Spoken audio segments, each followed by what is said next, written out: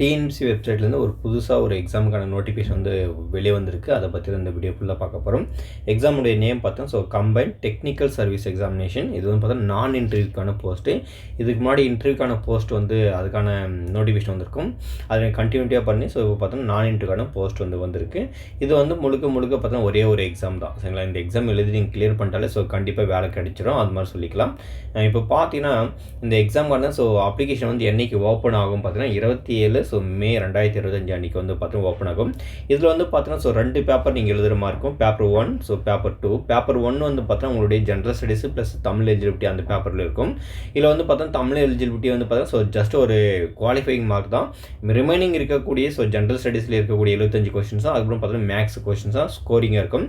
அதுக்கப்புறம் பார்த்தீங்கன்னா பேப்பர் 2 வந்து பார்த்தீங்கன்னா நீங்கள் வேரியஸ் டிபார்ட்மெண்ட் ஸோ அந்த டிபார்ட்மெண்ட் வந்து பார்த்தீங்கன்னா உங்களுடைய சப்ஜெக்ட் பேப்பர் தான் உங்களுக்கு ஸோ கொஷின்ஸாக வரும். இந்த சப்ஜெக்ட் பேப்பர் வந்து பார்த்தீங்கன்னா உங்களுக்கு 200 கொஷின்ஸ் இருக்கும்.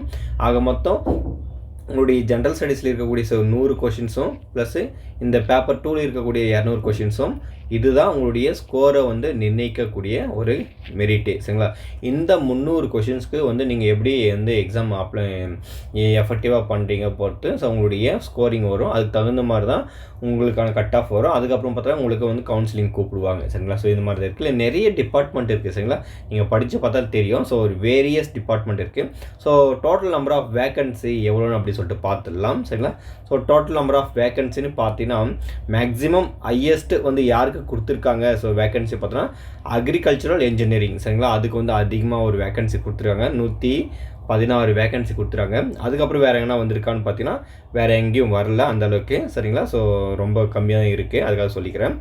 அதுக்கடுத்து பார்த்தீங்கன்னா ஸோ எல்லாமே லிமிட்டடான வேக்கன்சி 1, 2 அந்த மாதிரி தான் கொடுத்துருக்காங்க. சரிங்களா, சரி இப்போ மொத்த வேக்கன்சி வந்து பார்த்தீங்கன்னா உங்களுக்கு எவ்வளோ அப்படின்னு பார்த்தீங்கன்னா 615. சரிங்களா, ஸோ 615 தான் உங்களுக்கு ஸோ டோட்டல் வேக்கன்சியாக கொடுத்துருக்காங்க. சரிங்களா, இப்போ இதுலேருந்து பார்த்தீங்கன்னா உங்களுக்கு மொத்தமாக ஸோ அடுத்தடுத்து வந்து என்னென்ன ப்ராசஸ் இருக்குன்னு பார்த்துடலாம். இது வந்து ஜஸ்ட்டு வந்து பார்த்தீங்கன்னா ஸோ அந்த ஏஜ் வந்து கொடுத்துருக்காங்க. அதில் எந்த பிரச்சனையும் கிடையாது. சரிங்களா, அடுத்து வந்து பார்த்தீங்கன்னா உங்களுக்கு இங்கே பார்த்தீங்கன்னா ஸோ அந்த எக்ஸாம் வந்து எப்படி இருக்கும் அப்படின்னு பாருங்கள்.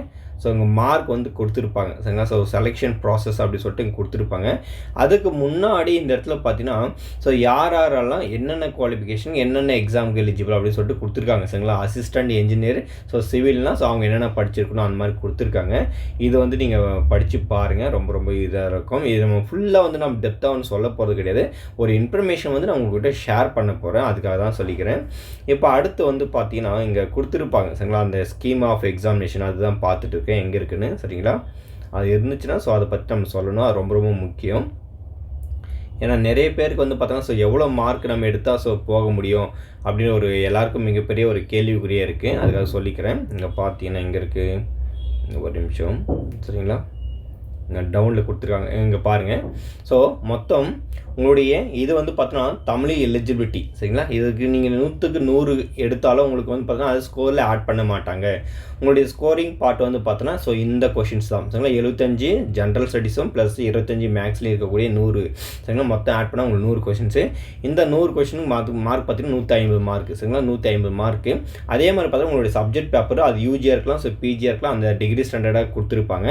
அதுக்கப்புறம் பார்த்தீங்கன்னா ஸோ இதில் வந்து பார்த்தீங்கன்னா உங்களுக்கு மொத்தம் 200 கொஷின்ஸ் வரும். So 300 mark. ஆக மொத்தம் உங்களுக்கு 450 மார்க்கு தான் நீங்கள் எக்ஸாம் எழுத போகிறீங்க. சரிங்களா, ஸோ 300 கொஷின்ஸ்க்கு. சரிங்களா, நான் வந்து கொஷின்ஸு சொல்கிறேன். 300 கொஷின்ஸ்க்கு எவ்வளோ எடுத்தால் எனக்கு ஜாப் கிடைக்கும் அப்படின்றது ஒரு மிகப்பெரிய ஒரு கேள்விக்குறியாக இருக்கும் எல்லாருக்குமே.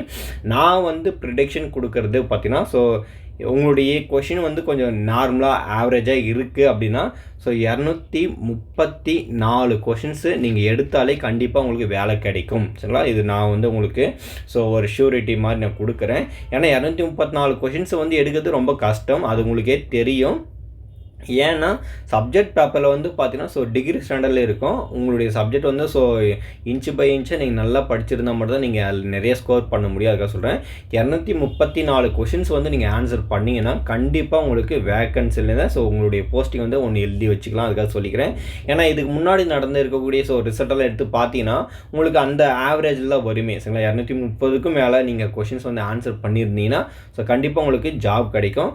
அதனால் வந்து ஸோ எல்லாருமே படிக்க ஸ்டார்ட் பண்ணிவிடுங்க. அது மட்டும் இல்லாமல் பார்த்தா உங்களுக்கு ஸோ டிஎன்பிஎஸ்சி டெக்னிக்கல் எக்ஸாமுக்காக நம்ம டிஎன்பிஎஸ்சியோடைய கொஷின் பேப்பர் வந்து பார்த்தா உங்களுக்கு கொடுத்துட்டு இருக்கேன். ஸோ வேணும்னா வந்து வாங்கி படிங்க. அதுக்கான அமௌண்ட் வந்து பார்த்தோன்னா 99 ருபீஸ்க்கு வந்து பார்த்தோன்னா ஸோ ப்ராக்டிக்ஸ் கொஷின்ஸ் உங்களுக்கு கொடுத்துட்டு இருக்கேன். ஸோ 2500 ப்ராக்டிக்ஸ் கொஷின் வந்து அதில் இருக்கும். மேக்ஸ் ரிலேட்டடாக இருக்கக்கூடிய எல்லா டாபிக் கவர் ஆகிருக்கும்.